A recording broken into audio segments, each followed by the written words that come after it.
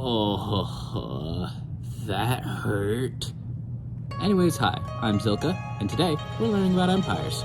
More specifically, the Qing, Mughal, Ming, Ottoman, and Safavid empires, along with the Japanese feudal system. Quick disclaimer, I'm not going to talk about these empires in chronological order, because I can't be bothered to. The first empire we're going to be talking about today is the Qing Empire. The Qing Empire lasted from 1644 to 1912, a lifespan lasting over 268 years. If you don't know why that's important, that is older than the US has been a country. That's pretty long. I should also probably mention how this empire was the last imperial dynasty of China, and how it increased the population of China from 150 million to 450 million. That's a lot of people. The Qing dynasty itself was established by the Manchus after Ming officials lost control of their capital city. In order to appease Ming supporters, Qing officials kept the Ming principalities. However, they kept half of the government Manchus in order to preserve power. The Qing emperors then immediately moved to prevent any rebellions from happening. They did this by strengthening their military and sending them out to rural areas. After this, the second Qing emperor, Kangxi, forced Russia to abandon their fort located along the Manchuan border. After that, a peace treaty was signed with Russia, extending the Manchuan border to the Argun River. The emperors then focused their attention on obtaining more land. This manifested in them defeating the Mongols and taking control over Outer Mongolia, Tibet, Sungaria, Turkestan, and Nepal.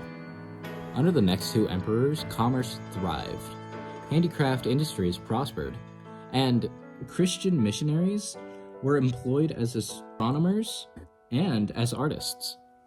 However, the rising population created problems the emperors just couldn't handle anymore. The Manchurian army's deterioration, floods, and famine all contributed to the Taiping Rebellion in the south and the Neon Rebellion in the north. With corruption becoming widespread, revolution groups eventually formed, and these revolution groups abdicated the young emperor Zhang Tong, or he is better known as Puyi, and thus the Qing Empire was no more. But we're not done talking about them yet. The Qing Empire could be described as conservative at best. The artists were often individualistic, with their art resembling that of the Ming Empire. And would you look at that, that's all I had on the culture of the Qing Empire.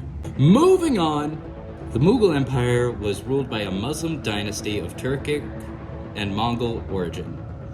They ruled northern India from the 16th to the 18th centuries. They were founded by a Turkish prince named Babur, who was descended from a Turkish conqueror and Genghis Khan. You know, the guy who ruled over East Asia for quite a while? Yeah, seems pretty important now, doesn't he? As he went on conquests to take territory from others, he soon discovered that if he wanted to start an empire on his own, he would have to travel southeast. Once arriving, he took territory and gained the favor of many important Indian nobles. His son Huayman felt very displeased that the Afghans and Rajputs weren't happy under Mughal supremacy. After fighting several soldiers of power and rebels, Huayman was expelled from India. However, he then gained power from Iran leaders and retook the land after it was ravaged by a civil war. But after his death, his governors lost lots of land and overall power.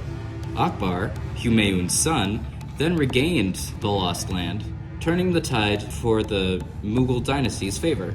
Akbar extended his territory and set in place political, administrative, and military structures that lasted far beyond his own death. His government also reduced non-Muslim discrimination while operating on a feudal system where Rajput chiefs could hold their territories if they accepted Akbar as their emperor. Toward the end of his rule, though, he was really troubled by his son's often rebellious behavior. While Jahangir continued his father's systems and principles, his most significant achievement was the secession of a Rajput principality. His descendants then started to face heavy turmoil, with several rebellions and external challenges. And with the court finding itself more and more dependent, their downfall was only inevitable. The Ming dynasty was started by Zhu Yongshang, a humble man assuming the title of Hongwu. One important thing to note is that the governmental system that they had created lasted far beyond the Ming until the imperial system was abolished altogether in 1912. The Ming were constantly fighting with the Mongols and could never get a decisive victory.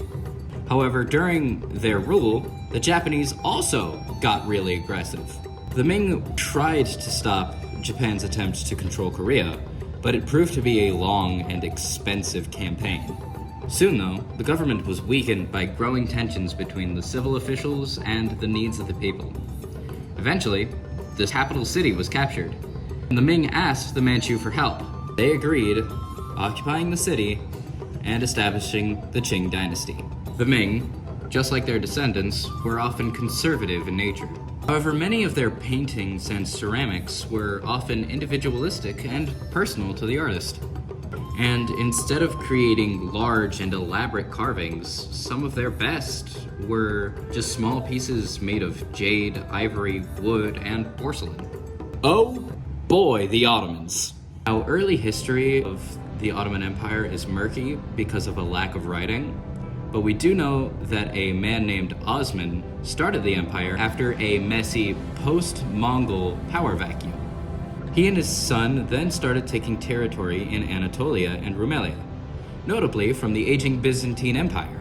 The fourth Sultan, Bayezid, then doubled the empire's territory in only a decade, leaving Constantinople as the only city the Ottomans couldn't conquer for a while. Constantinople was ravaged by Crusaders 200 years before, so at this point, it was just a husk of what once was. Soon though, after a rival emperor took a sizable chunk out of the Ottoman territory in Anatolia, the empire went through their first, and only, civil war. Which is pretty impressive that they've only ever had one. Once it was settled though, the emperors immediately took their territory and focused once more on Constantinople. The Emperor Mehmet then sieged the fabled city, making what was the notoriously impregnable Constantinople look like a piñata. Once the Sultan saw the church in Constantinople, he ordered it to be converted into a mosque to preserve it where it stands today. Then Mehmet II immediately pushed out his territory in all directions. He also took advantage of the fact that most European countries were more focused on fighting each other than the Ottomans. A few sultans later, and Selim I conquers all of Egypt and Syria. With these, no one could travel east or west without crossing the Ottoman, if they didn't just sail under Africa. Yeah, the Portuguese used this method and then became the Ottomans' largest trading rival. However, the next Sultan, Suleiman, then expanded the Ottoman territory in every direction with ludicrous success. He also fixed laws and solidified a trade deal with Portugal. After Suleiman's death, Venice, Spain, Genoa, and the Pope all teamed up to stop the Ottomans from pushing any more westward. However, they lost no land in these battles, and during the next 3 centuries, while trading territory with other countries, the empire was at relative peace. However, the Ottomans' refusal to reform left them behind in technology, education, and military training. Soon, France was even able to take Egypt, who then turned into an Ottoman vassal state. Other countries would then soon influence Greece to gain independence, while France took more control in the confusion. Soon, the north, west, south, and eastern fronts were all taken over by other countries. The leaders of the remaining territories would then fight a war of independence, becoming the Republic of Turkey. For the next empire, though, the Safavid, I couldn't find a whole lot of information, because most of the sources I visited only mentioned it briefly and didn't really go into a whole lot of detail. However, here's what I could find. The Safavid Empire established itself after the collapse of the Timurid Empire. A man named Ismail began to establish allies and land before setting out to conquer. He gained territory and fought battles with the Ottomans. His son then gained even more territory and fought to keep his domain intact. Despite life being shaped by wars, he was a lover of the arts and had a group of artists and poets that would come with him during campaigns. His successors, however, were not able to keep up the lands or the arts until a revival some point in the 15th to 16th centuries. After that, the leaders lost control of the land and eventually no longer had an empire. However, the empire's reign did lead to Islam becoming the official religion of Persia, so they got that, I guess. Oh boy, Japan, the one I was most excited to research. Minamoto Yoritomo was crowned Sei Taishogun by the Emperor of Japan. He then further built up his military power and exercised complete authority until his death. The Minamoto shogunate ruled over Japan until the emperor attempted to stop them with the Kenmu Restoration, basically restoring Japan to the imperial rule. The emperor's second attempt then succeeded, and he overthrew the shogunate, restoring imperial rule. The emperor then did everything in his power to weaken the samurai, but that only turned them against him, with the samurai eventually attempting to restore the shogunate, resulting in the death of a prince and growing hatred between the samurai and the imperial family. The emperor's poor management of his armies allowed the samurai to end the Kenmu Restoration and install a new shogunate. After this, the shogun remained in Kyoto to keep the imperial court's power in check. As the decades passed by, the daimyo system of the shogunate showed its flaws and crumbled apart. As a war over who would succeed a shogun concluded, the damage of the war really set in. Kyoto was in ruins, thousands died, and the power over the feudal daimyo vassals waned. The daimyos fought one another over who would become shogun, leading to the Ashikaga shogunate to collapse. Over the next 4 decades, there was no shogunate, and 2 leaders set out to unify Japan. After a hard-fought war between one of said rulers and a new ruler set to become the new shogun, the Tokugawa shogunate, the last shogunate, began. The next period could be characterized as peaceful and internationally isolated. Soon, though, Western traders eventually forced Japan to open their land to international trade, bringing on an economic crisis. The shogunate began to lose power, and the emperors eventually ordered the expulsion of the Westerners. The last shogun of Japan then tried to appease both the clans that were opposing him, but could do very little as they set Emperor Meiji's restoration into full power. With a few more failed attempts to bring back a shogunate, Japan re-entered imperial rule. As I'm sure you've already noticed, there are quite a few similarities between these empires. They were more often than not conservative in views, refusing any outside help. They also fell into either a empire or a feudal system, and most of them were very religion focused and very dead set on their own religion.